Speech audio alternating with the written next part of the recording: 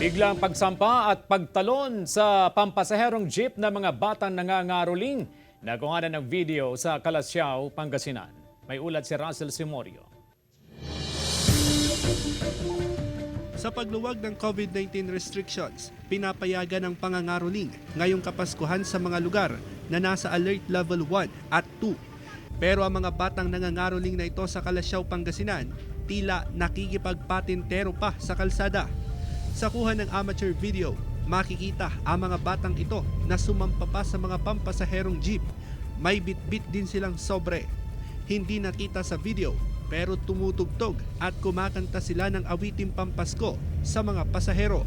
Ang nakababahala, bigla-bigla na lang tumatalon mula sa umaandar na jeep ang mga bata. Kaya nahihirapan kami, kaya minsan nagagalit kami sa kanila, baka maulog, di siyempre kargo namin sila.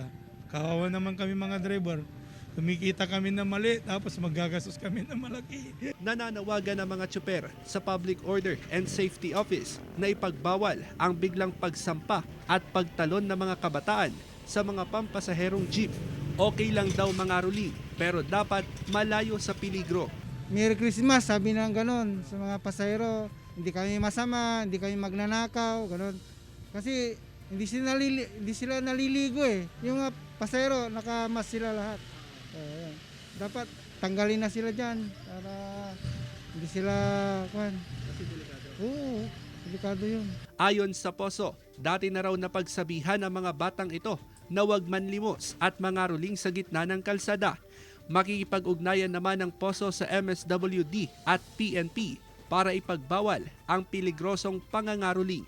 Hindi pa po pwedeng mangaroling, lalo-lalo na pag pupunta sila sa mga sasakyan,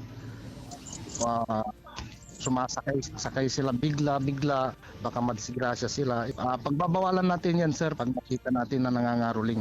Kasama si Henry Domencil, Russell Simorio, 1 North Central Luzon.